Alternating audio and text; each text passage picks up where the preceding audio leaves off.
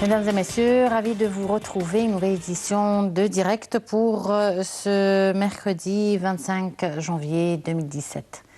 La date d'aujourd'hui est une date importante pour l'Égypte, c'est une date qui a changé le chemin vers lequel notre pays se dirigeait. Depuis, notre pays a pris un parcours tout à fait différent dont nous allons parler aujourd'hui, mais cette journée coïncide aujourd'hui une journée importante qui est la journée de la police. Nous fêtons cette année son 65e anniversaire. Donc pour vous parler de cela, je serai en compagnie de Général Saïd Fathi. Nous sommes ravis de vous avoir avec nous. Et Dr Wael Fouad, analyste politique, ravi de vous avoir avec nous également. Alors, avant de commencer notre débat, nous allons voir tout de suite un reportage concernant l'anniversaire de la Révolution du 25 janvier 2011. Rappelons juste que l'Égypte célèbre aujourd'hui l'anniversaire de la Révolution du 25 janvier 2011, quand des millions du peuple égyptien ont été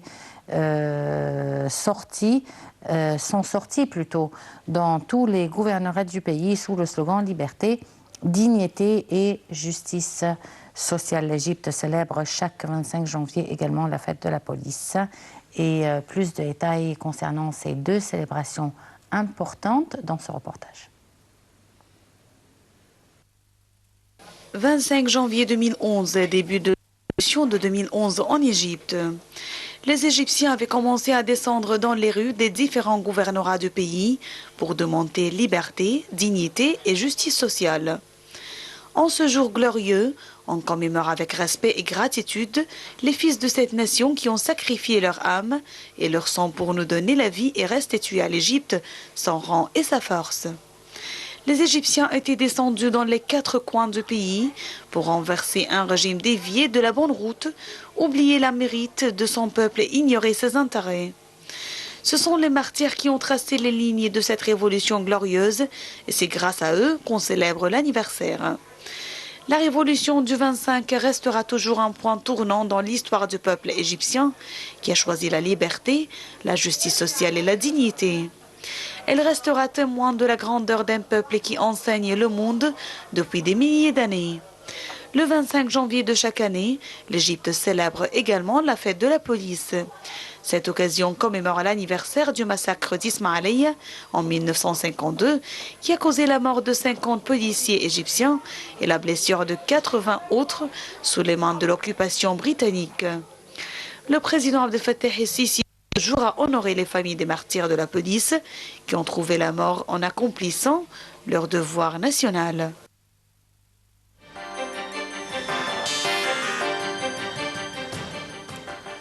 Alors, les images nous rappellent quand même des souvenirs assez...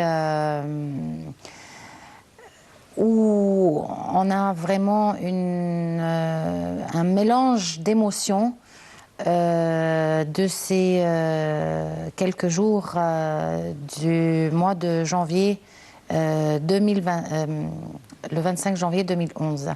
Alors, Général Saïd Fathi, qu'est-ce que ça vous rappelle à vous?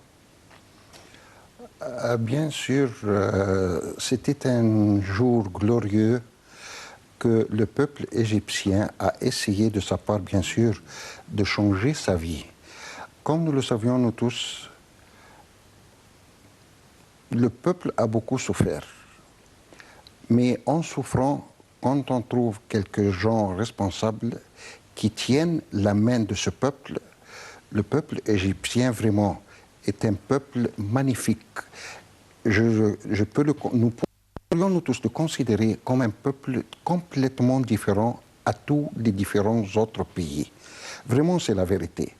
Mais à condition qu'ils puissent trouver devant eux, et devant eux, je parle du peuple égyptien, qu'on puisse trouver un vrai exemple qui pourront le suivre afin d'essayer de trouver des solutions et le proche avenir du peuple égyptien qui a beaucoup souffert depuis des dizaines et des dizaines d'années.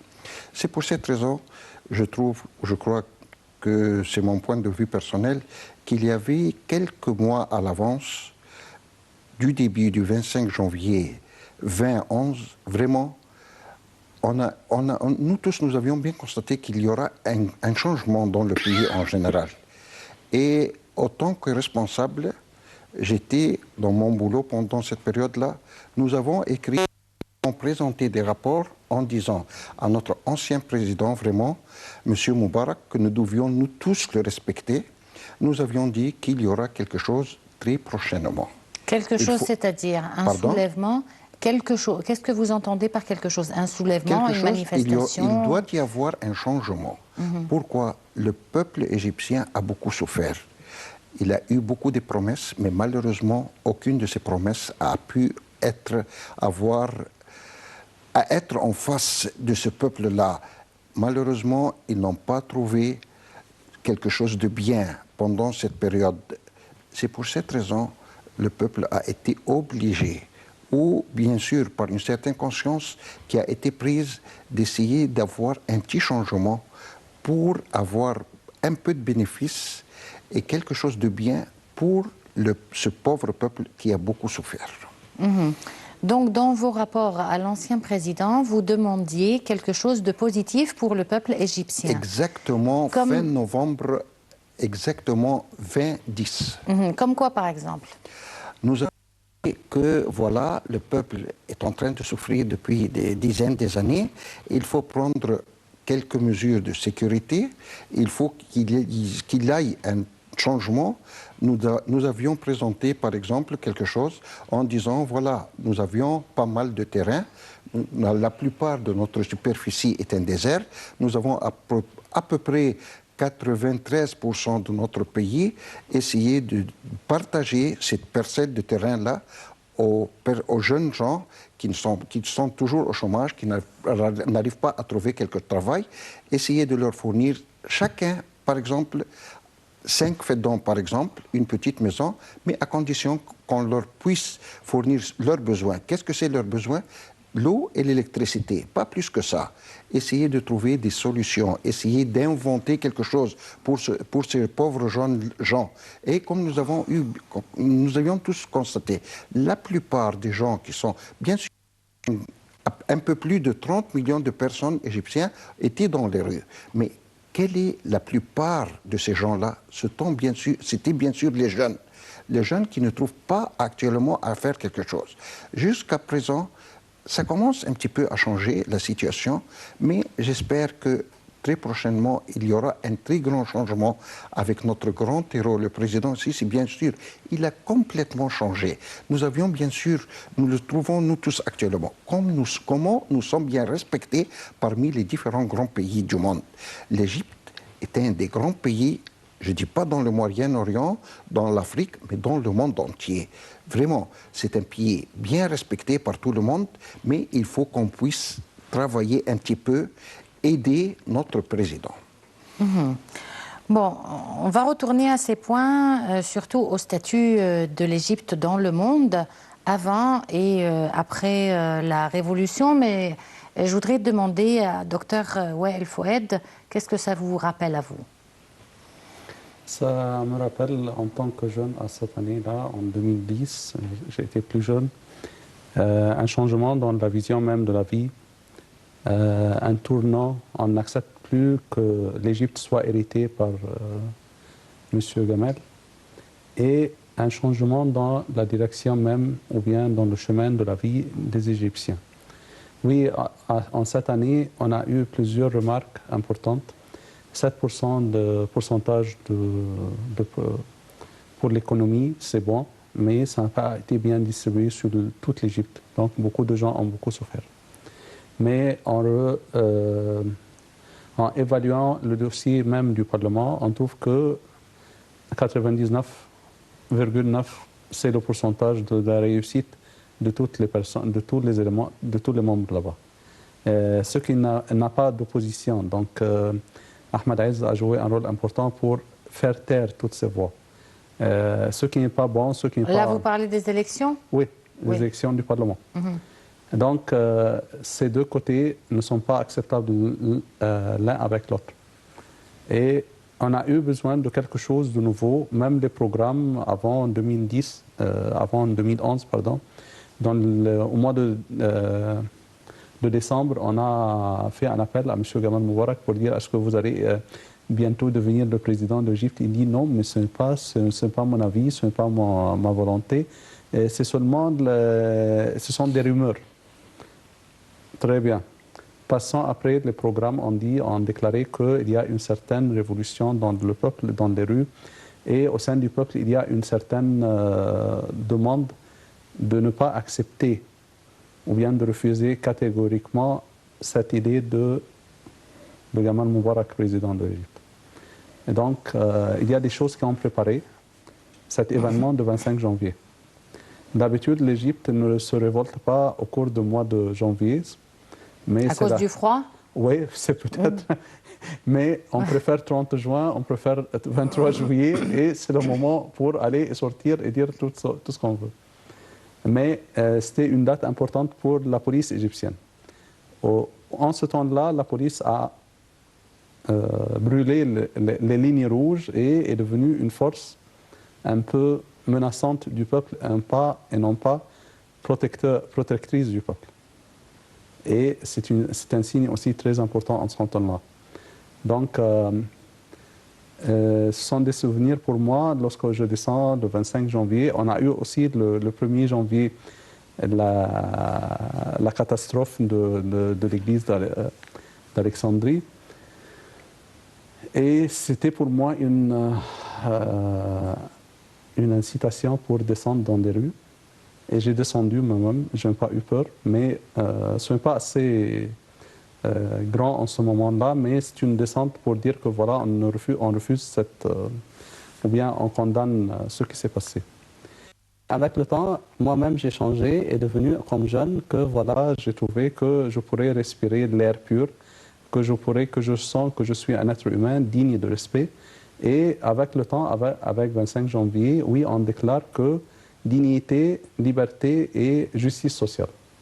Et ce qui est important pour l'être humain, c'est la dignité avant toute chose. Et donc cette dignité s'est agrandie au fond de moi. Et on dit, ah voilà, mais pour quelle raison on devient comme un meuble à être hérité? Et je ne peux pas vous dire que ce sont des sentiments contradictoires en moi. Est-ce que la stabilité, est-ce que la liberté, la dignité, mais est-ce que toutes les choses vont, puisque je ne fais rien de mal, donc ça ne me touche pas en gros, donc je peux laisser les choses passer. Mmh. Donc vous dites que la cause première de la révolution est le fait qu'il y ait eu peut-être à l'époque des possibilités pour que le fils de l'ancien président Moubarak, Gamal Moubarak, hérite l'Égypte, comme vous le dites, ou bien se présente et bien entendu aurait remporté les élections la grande victoire, oui. Mmh. Bon. Pourtant, les revendications de la révolution sont liberté, dignité et justice sociale. Ce sont des revendications qui n'ont rien à voir avec cette histoire d'héritage. Oui, mais la liberté de choisir son président, on a passé à peu près... Moi, j'ai vécu à peu près en ce temps-là 30 ans de ma vie sous l'ancien régime. J'ai été recruté à la faculté, je suis devenu aussi membre corps enseignant à la faculté sous le président Moubarak, mais cela ne veut pas dire que je suis à un temps donné, j'accepte que son fils joue une scène comme ça pour dire voilà, je deviens le président. Mmh. Mais c'était surtout, outre cela, c'était surtout à cause des conditions sociales et économiques des citoyens égyptiens à l'époque. Il y a eu certaines menaces économiques disant, voilà, on va faire, si on se rappelle le film de Aïs et de Hani Ramzi, on va vendre l'Égypte, on va faire comment je ne peux pas dire le nom, on devient des personnes qui peuvent vendre un peu, ou bien il y a des...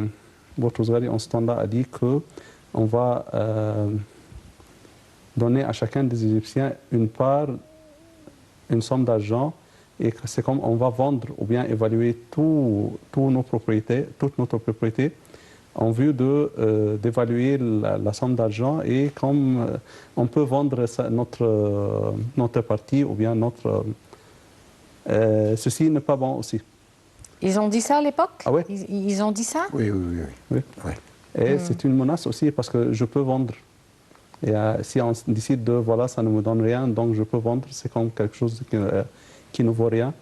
Donc, qui pourrait acheter l'Égypte? En tout cas, différentes causes, mais un résultat et le changement. Un changement radical en Égypte. Avant de parler du changement, on voudrait parler quand même du temps même de la révolution. On a vu des milliers d'Égyptiens dans les rues, mais on les a vus quand même, contrairement aux autres révolutions dans le monde, des personnes vraiment pacifiques. Même s'il y a eu des accrochages avec la police ou avec autres, ça restait quand même une révolution blanche, si l'on peut dire, une révolution vraiment pacifique.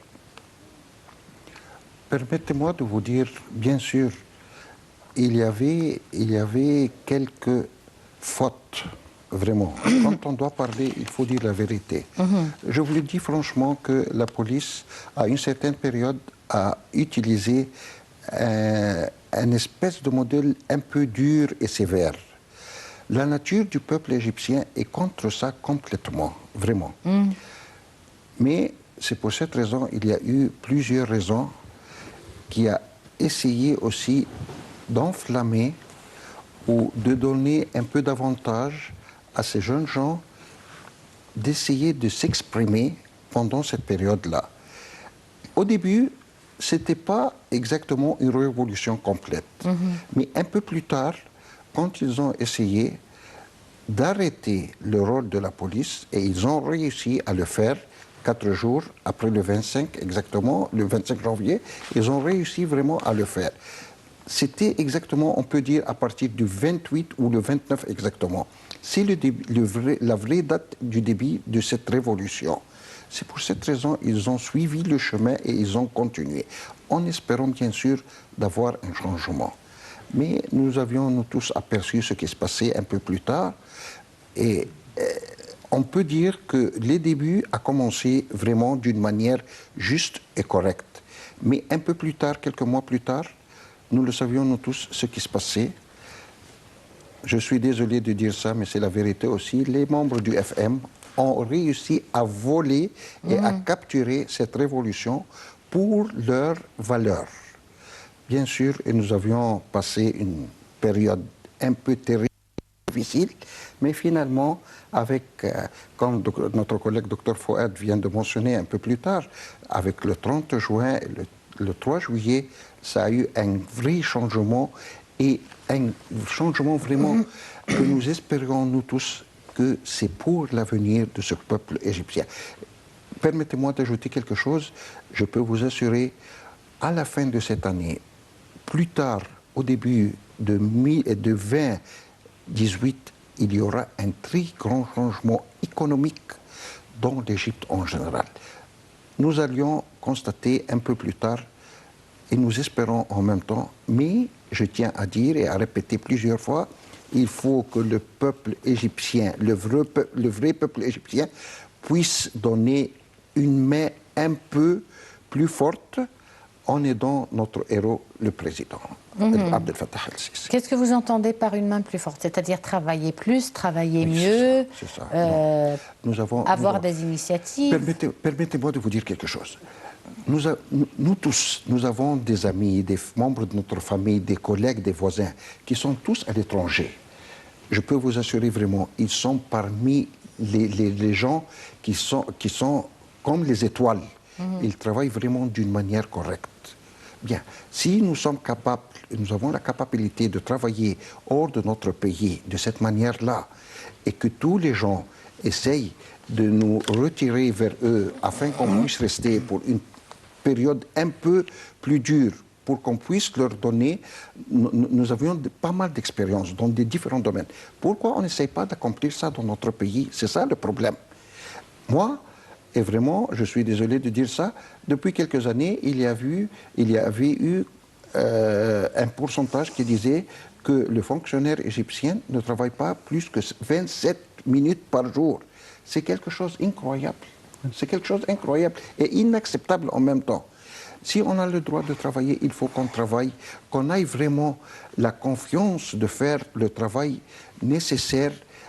Je ne peux pas dire obligatoire, mais il faut qu'on le fasse avec une certaine conscience. Oui, mais en général, ces mêmes citoyens qui travaillent dans le secteur privé, dans une banque par exemple, ou dans une compagnie multinationale, ils travaillent, je vous dirais, s'ils ont à travailler 6 heures par jour, ils les travaillent ces 6 heures par jour. Permettez-moi. Donc, oui, il y a la part de l'employé, mais aussi il y a la part de l'employeur.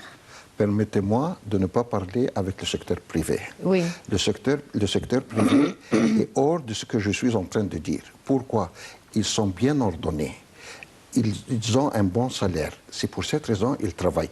Il y a bien sûr des vrais départements dans lesquels ils savent bien ou ils sachent bien comment conduire leurs troupes ou les gens qui travaillent avec eux. Si nous avions un système, il faut que chacun parmi nous essaye d'avoir son agenda, un vrai agenda, son système de travail et que n'importe quelle personne suive toutes les instructions qui sont entre cet agenda-là. Dr Wael, quand il tient la responsabilité de n'importe quel endroit ou département, une fois qu'il a quitté, c'est la vie. Il arrivera un jour qu'il va quitter. On demande à M. Saïd de venir le remplacer.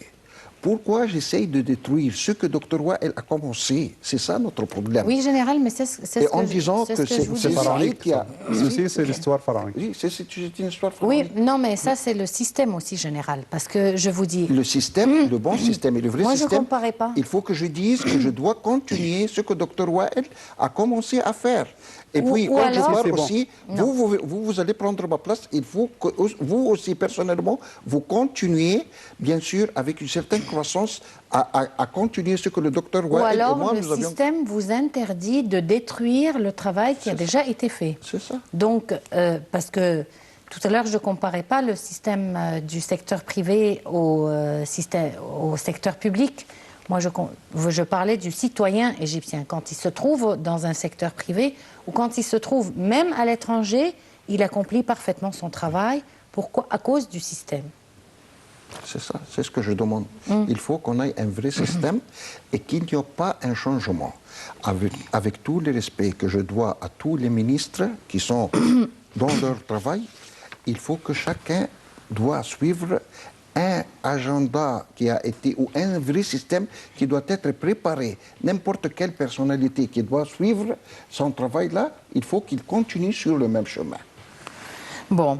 Docteur Wael Foued, si l'on revient au 25 janvier, une chose remarquable qu'on a remarquée était la présence de femmes, de beaucoup de femmes et de tous les âges dans les rues du Caire. Oui. Et même dans d'autres gouvernorats. Et ce qui était magnifique, c'est la révolte du peuple. C'est la révolte de la femme qui a senti que ce n'est pas un bon moment pour l'Égypte. Et l'instinct féminin de protéger, de garder, de sauver, de se sacrifier pour les autres, c'est ce qui a fait agir la femme. Et c'était extrêmement magnifique. Et l'unité du peuple, l'unité même, l'homme et la femme, la jeunesse et les plus âgés, pour ne pas dire... et aussi les chrétiens, les musulmans. Et on trouve dans les rues, j'ai même eu des photos en marchant dans les rues, et c'est en groupe, on s'est senti que voilà, on est en pleine sécurité. On ne cherche pas à dire est-ce que peut-être j'aurais été menacé par quelqu'un, ou bien je serais harassé, ou bien une fille qui va dire ah voilà pour quelle raison tu me touches. Rien. Donc c'est le cœur même de l'Égypte, c'est la beauté même de l'Égypte. C'est la splendeur de l'Égypte. Bon, général, ce soulèvement, il a eu lieu le 25 janvier, date de la journée de la police. Est-ce que vous pensez que les Égyptiens aient choisi cette date pour se révolter en quelque sorte contre la police en ce jour-là et à cette époque-là? Si on va reprendre l'histoire de le début, bien sûr, on doit parler Et on doit lever le chapeau pour tous les personnages qui étaient à cette époque-là. Bien sûr, le 25 janvier 1952, quand les forces anglaises ont essayé d'éliminer les forces sécuritaires à Ismailia, du gouvernorat d'Ismailia. Ils sont arrivés à un peu plus de 7000 personnes, bien sûr avec leurs canons, leurs fusils, différentes armes, et ils ont essayé ou ils ont demandé aux forces sécuritaires égyptiennes qui se trouvaient pendant cette période-là, qui ne représentaient pas plus de 700 personnes. Imaginez-vous les nombres, la différence entre les deux chiffres. 700 personnes contre 7000, c'est quelque chose d'incroyable. Mais ils ont réussi, bien sûr, à supporter, à se défendre. Et ce jour-là, 50 personnes ont été tuées et plus de 80 personnes ont été blessées pendant cette bataille-là. Et à la fin, les Anglais, ils ont enlevé le chapeau à ces personnages égyptiens. À partir de cette date-là, ça a été une date sacrée pour la police égyptienne, dans laquelle on a commencé. Mais je tiens à dire quelque chose, c'est que il y avait pas de bonnes relations, malheureusement, mais c'est la vérité, entre le peuple et la police, pour plusieurs raisons. C'est pour cette raison que le peuple égyptien est un peuple très, très intelligent. Ils l'ont fait exprès et qu'ils ont choisi cette date-là pour essayer de mettre fin contre la volonté de la police égyptienne. En essayant, voilà, de dire, bien, nous avons nous révolter, mais quand est-ce que nous aurions l'honneur de faire ça? Le jour même auquel vous êtes en train de votre jour de fête. De votre fête. Vous êtes en train de fêter votre fête et nous avons l'espoir et nous pourrons vous casser exactement dans cette journée-là. C'était quelque chose de très dur, vraiment, contre la police, mais autrement, c'était une chose, bien sûr, très, très bien préparée du peuple égyptien. Il ne faut jamais oublier aussi les voies qui ont été préparées, ou bien les personnes qui ont été préparées et formées à l'étranger pour renverser le pouvoir. Oui, bien sûr. C'était un 6 mois, peut-être, si Moubarak a dit « attendez-moi 6 mois avant de partir ». Et ça aurait peut-être été accepté par le peuple en ce temps-là. Peut-être on a évité 3 années de problèmes avant d'arriver, ou bien 2 années et demie avant l'arrivée du maréchal Sissi. Ces gens, c'est un système à appliquer par les forces extérieures qui ont refusé Moubarak en ce temps-là, après avoir passé à peu près 30 ans au pouvoir.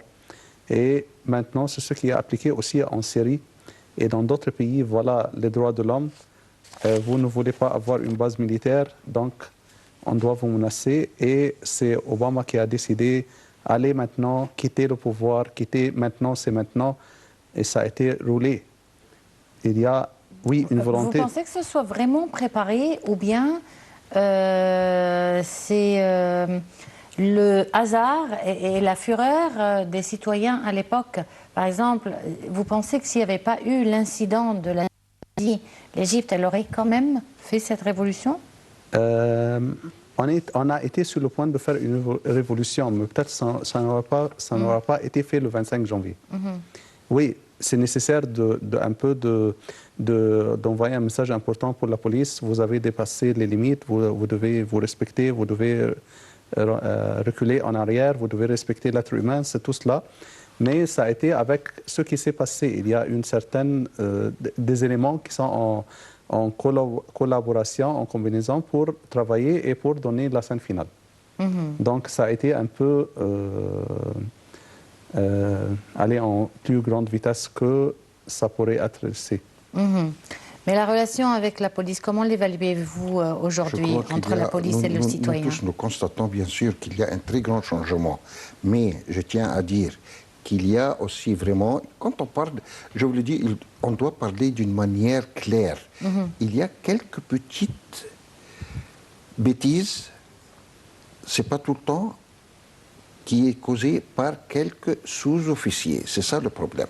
C'est pour cette raison que je parle toujours à mes collègues en leur demandant, vous aviez besoin toujours des cours d'entraînement pour ces jeunes gens qui n'ont pas d'expérience. Il faut qu'ils sachent bien comment ils puissent, bien sûr, avoir des bonnes relations avec le peuple égyptien. Sans ce peuple-là, on perdra beaucoup, vraiment. Le peuple égyptien est un peuple magnifique, est un peuple résistant qui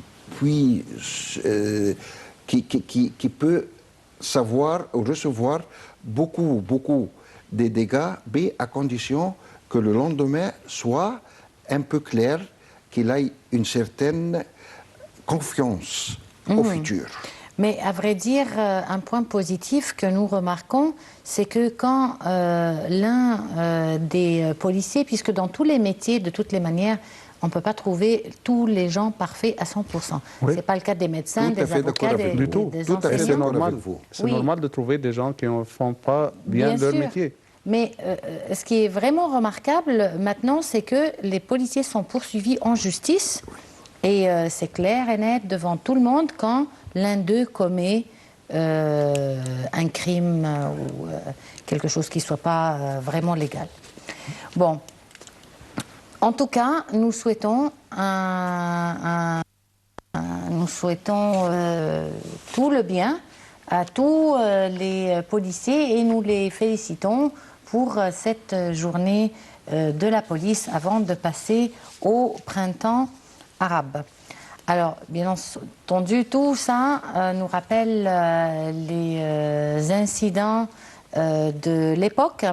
Et on voudrait rappeler aussi que les Occidentaux l'ont nommé printemps arabe et que c'était censé être un vent de changement et d'espoir pour le monde arabe longtemps résigné à la pauvreté et à la répression. Cet ensemble de constatations ou de contestations populaires d'ampleur et d'intensité très variables se produisent dans de nombreux pays du monde arabe à partir de décembre 2010. Ce mouvement a emporté les règnes de Zinedine Ben Ali en Tunisie, de Hosni Moubarak en Égypte et de Muammar Kadhafi en Libye.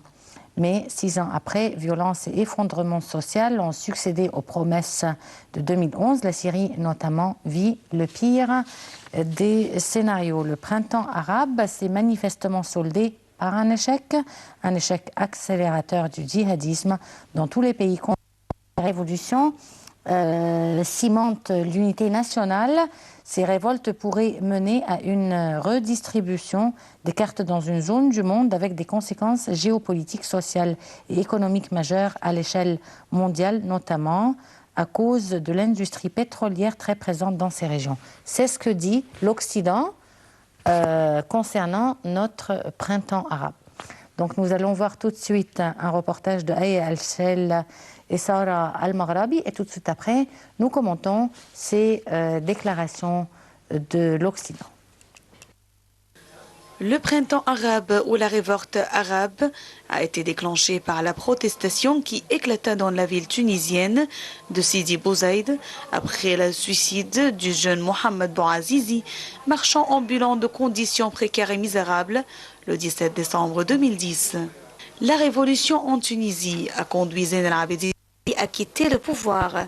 D'autres peuples reprennent à leur tour le slogan « Dégage » ou « Irhal » en arabe, devenu le symbole de ces révolutions. Outre le départ des présidents et l'instauration d'une démocratie, les manifestants exigent un partage des richesses qui leur assure de meilleures conditions de vie, des emplois et la dignité. Toute l'année 2011, la contestation se poursuit dans la quasi-totalité des pays arabes. Les différents mouvements s'encouragent les uns les autres. Certains vont jusqu'à parler d'une révolution Facebook, d'une révolution Twitter, tant l'usage des réseaux sociaux et des géants du net aurait été important. La télévision satellitaire jouant également un rôle important dans le déroulement des événements. Tous les autres pays du monde arabe, sauf le Qatar, ont été touchés, mais manifestations y ont eu une ampleur et des conséquences plus limitées. Les pays arabes sont plongés dans une transition qui n'est nulle part facile et l'après-printemps arabe se révèle une période particulièrement troublée. Dans plusieurs pays, comme l'Égypte, Tunisie et Maroc, les élections qui suivent les révolutions ou les mouvements de contestation sont remportés par les partis islamistes. Conjugué au renforcement des groupes djihadistes, cela conduit des commentateurs à juger qu'au printemps arabe a succédé un hiver islamiste. En Égypte, heureusement, le président islamiste est renversé par une seconde révolution en 2013 avec des dizaines de millions de personnes descendues dans les rues à travers le pays. La Libye et le Yémen ne parviennent pas à trouver la stabilité et s'enfoncent dans la guerre. En Syrie, le régime ne cède pas et la révolte dégénère en une guerre civile sanglante. L'impasse politique et militaire favorisant la montée en puissance de Daesh. Bon, docteur Wael Foued, est-ce que vous partagez cet avis qui dit que le printemps arabe s'est soldé par un échec? Oui, parce que c'était un plan de se débarrasser de tous les grandes têtes politiques en Égypte et en monde arabe. Et puis, c'est pour préparer une nouvelle version du contexte économique, politique et social aussi. Et on va subdiviser ce qui a été divisé et on va travailler sur les rites confessionnels ou quelque chose. C'est-à-dire qu'on va parler de chrétiens et musulmans, de musulmans chiites et musulmans sunnites. Donc on va renouveler la face même du monde arabe. Et c'est pour faciliter le traitement de ces pays et repartager les points de pouvoir entre les forces politiques importantes au monde entier, les cinq grandes forces. Et tout cela, ça a été un échec pour certains, c'est-à-dire pour certains pays arabes, oui, on a abouti à rien, mais pour l'Égypte, on a fait échouer le plan stratégique américain et européen contre l'Égypte. Donc c'est l'échec à eux, ce n'est pas l'échec à nous. Oui, donc c'est-à-dire qu'on ne peut pas généraliser que le printemps arabe a apporté en Égypte, mais ça n'a pas été le cas pour les autres pays de la région. Exactement. Mais pour la Tunisie, on peut dire que quand même, oui. On peut dire qu'il y a, bien sûr, vous le saviez, n'importe quel peuple, quel que soit ce peuple-là, a besoin toujours du changement. Nous avons vu très récemment ce qui se passait aux États-Unis. Les républicains ont changé, c'est la culture du peuple, la culture de chaque personne. Il aimerait toujours le changement. Le changement, c'est une chose naturelle. C'est pour cette raison que ça a commencé bien sûr par la Tunisie, et puis les autres ont suivi le même système tunisien. Mais comme Dr Wael vient de dire, bien sûr, on remercie toujours le bon Dieu, on dit alhamdoulilah que nous étions le seul pays, bien sûr, qui n'a pas eu l'occasion de plonger dans ces mauvaises affaires-là. Mais la Tunisie non plus. C'est-à-dire que la Tunisie, elle a pris du temps à se remettre, mais je veux dire, elle n'a pas souffert exactement comme par exemple la Libye ou la Syrie. Non, c'est tout à fait différent. La Libye, le Yémen, la Syrie, l'Irak aussi, c'est tout à fait différent. C'est une affaire complètement différente. On peut dire une exception, la Tunisie et l'Égypte. Et une exception peut-être parce que les pays étaient soutenus par l'armée. Oui, bien sûr. Oui, bien sûr. Et n'oubliez pas aussi la culture du peuple. Si on parle du peuple, vraiment le peuple tunisien et le peuple égyptien sont des peuples très bien cultivés. Avec tout le respect que je dois à tous les autres, c'est un problème de culture. Oui, exactement. Les Italiens préfèrent sortir en mobilisation d'une manière très fréquente. On change aussi le gouvernement et le Parlement, c'est très naturel. Il y a à peu près, au cours des dernières 40 années, on a changé le gouvernement pour à peu près 33 fois. Donc le peuple français préfère aussi la mobilisation, mais c'est un peu stable. Donc ce changement, c'est nécessaire. La Tunisie est toujours en relation directe avec la France. Donc c'est une culture européenne. Et aussi, l'Égypte, c'est une culture un peu différente aussi, mais c'est une culture. Oui, méditerranéenne. Oui, la Méditerranée a joué, a bien gagné. La nature même du peuple en Arabie, en Libye et en Yémen, par exemple, ce sont des clans, ce ne sont pas des peuples. Le peuple possède même l'armée partout dans les maisons. Dans toutes les maisons, c'est fréquent et c'est normal au Yémen. Monsieur Kadhafi a établi un nouveau système pour lui, donc c'est tout à fait aussi différent. Donc on ne peut pas comparer la Tunisie et l'Égypte avec les autres pays. Ou on peut dire aussi que les dirigeants de ces deux pays se sont soumis à la volonté du peuple. C'est toujours la voix du peuple qui gagne. Chez nous, même en Égypte, dans d'autres pays, vous avez des dirigeants qui n'écoutent pas la voix du peuple. Parce que ce n'est pas l'unité. Le peuple même est subdivisé et est prêt à retourner encore subdivisé. C'est-à-dire au Yémen, il y avait le Yémen du Nord et le Yémen du Sud. Donc la Tunisie, c'est une petite superficie, mais on est toujours travaillé par la culture française, la culture européenne. Si on parle pour la Syrie, c'est un peu différent. Ce ne sont pas des clans, mais ce sont des...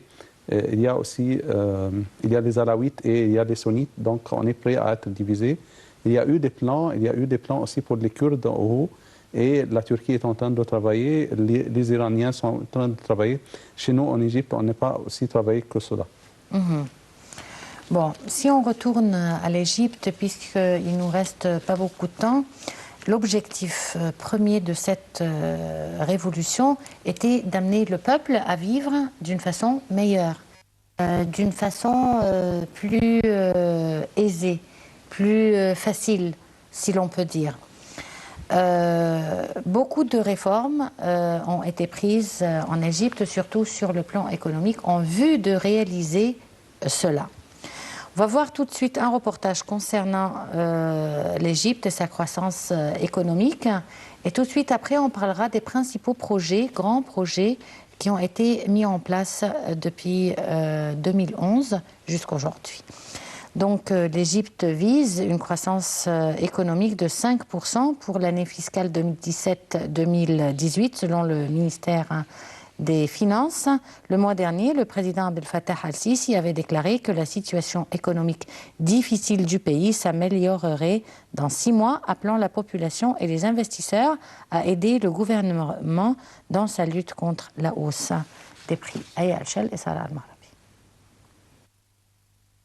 Le ministère des Finances a indiqué viser une croissance de 5% pour l'année 2017-2018 et réaffirmé sa volonté de continuer à mettre en œuvre un ensemble de réformes structurelles pour soutenir les secteurs productifs, en particulier l'industrie et les exportations, tout en attirant des investissements.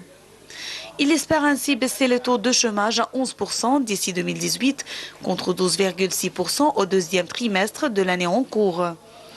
Le ministère a indiqué qu'il voulait également réduire son déficit budgétaire à 9,5% du PIB à juin 2018 contre 12,2% l'année précédente. Le mois dernier, le président Abdel Fattah el-Sisi avait déclaré que la situation économique difficile du pays allait s'améliorer dans 6 mois. Et l'attitude des Égyptiens face à l'impact des réformes économiques, parfois rudes, mises en œuvre ces derniers mois. Les marchés de cours le 3 novembre dernier en laissant flotter la livre égyptienne par rapport au dollar américain, ce qui s'est traduit par une nette dépréciation de la monnaie.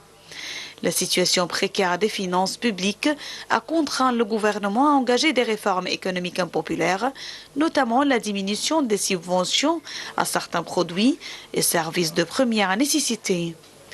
L'inflation en Égypte dépasse actuellement 19% et le pays continue de souffrir d'une pénurie de devises étrangères qui fragilise un peu plus une économie très largement dépendante des importations.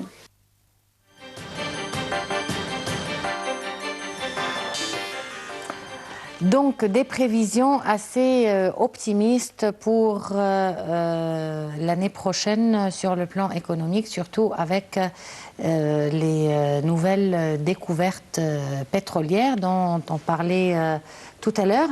Donc, je voudrais savoir, Général, quels sont d'après vous les projets les plus importants qui ont été réalisés et qui vont avoir un impact vraiment important sur l'économie égyptienne? Nous avons bien constaté qu'il y a deux ans à l'avance, les coupures d'électricité. Oui. Il y a un très grand changement actuellement. L'électricité, nous sommes arrivés à avoir une certaine suffisance actuellement et dans le proche futur, nous aurions l'occasion d'exporter d'électricité. Les logements, nous avions vu des milliers et des milliers d'appartements qui ont été construits actuellement. Les nouveaux rues, comment ils sont bien préparés actuellement. Beaucoup des usines ont commencé à reprendre leur travail et pour plusieurs autres raisons, le découvertement des nouveaux sources pétrolières qui auront lieu sur la Seine, tous ces changements-là, bien sûr, ils auront la possibilité et le moyen d'avoir un grand changement économique pour le futur de notre pays et pour le peuple qui a déjà souffert pour des dizaines et des dizaines d'années. Bon, docteur Wael Fouad, d'après vous, est-ce que vous pensez que vraiment la situation économique des Égyptiens va s'améliorer profitant de ces grands projets qui ont été mis en place? Oui, et non seulement par ces projets, mais aussi par la retournée des touristes, la fréquence des touristes de différentes nationalités. Aussi, on est arrivé à un point de la nécessité de travailler pour manger. Et c'est très important pour le peuple de changer un peu son attitude et de ne pas être passif en attendant, voilà, on va nous distribuer chacun 1 million de livres égyptiennes parce qu'on serait un jour riche, parce qu'on va faire récupérer ou bien la fortune de Moubarak qui dépassait X milliards de dollars. C'est fini cette histoire. On est arrivé à un point de constater la nécessité importante et définitive du travail. Mais vous avez par exemple le cas des Syriens qui sont venus en Égypte. Ils sont venus et en moins de rien, ils ont mis en place leurs travaux, que ce soit des restaurants, des magasins, même les femmes, elles font des produits à la maison qu'elles vendent dans les marchés égyptiens. Donc, je veux dire, nous, pourquoi on ne copierait pas, par exemple, cet exemple, en ayant aussi un système pour réguler tout le fonctionnement du secteur public? En fait, c'est une culture pour les Syriens. Et ils ont été éduqués à travailler dès leur bas âge. Et avec le temps, c'est normal d'avoir son propre projet et son propre magasin aussi. Le problème chez nous, c'est qu'on a dit, ah, voilà, on va attendre. Et on n'est pas aussi incité à bien travailler ou bien à faire notre travail envers nous-mêmes et envers le peuple et envers le pays. Et concernant le secteur public général, nous avons vu que vraiment il y a des efforts pour combattre la corruption, vraiment. Oui, bien sûr. Nous avons bien constaté, je crois, les 2 derniers mois, les grands différents départements qui tiennent la responsabilité de conduire le pays vers le vrai chemin. Chaque jour, on entend des millions et des millions et des milliards aussi qui sont arrêtés. La corruption doit s'arrêter complètement très prochainement. Et je tiens à dire ou ajouter quelque chose à ce que notre collègue Dr Fouad vient de mentionner actuellement. Nous avons un vrai exemple devant nous. Nous avons des liens qui vivent entre nous ici. Oui. Nous le voyons dans des différents domaines, ils sont en train de travailler. Pourquoi on ne prend pas ça comme un exemple pour nous, qu'on doit les suivre? C'est ça ce que je demande à notre fameux peuple égyptien. Tout à fait. On a longtemps répété qu'on enseigne au monde entier tout ce qu'on doit lui enseigner, alors que les autres nous enseignent. De toute façon, on finit jamais d'apprendre et c'est sûr que tous les contacts, surtout avec différentes nationalités et avec des peuples qui ont des coutumes et des traditions différentes, seraient bénéfiques. Donc nous avons la chance de les avoir maintenant chez nous, alors autant apprendre et en profiter. On vous remercie beaucoup d'avoir répondu à notre invitation aujourd'hui. Merci à vous. Et avant de terminer, on tient à souhaiter encore une fois une très bonne fête pour tous nos policiers égyptiens. Merci de nous avoir suivis. On se retrouve donc demain à la même heure avec une nouvelle édition de Direct et un nouveau collègue.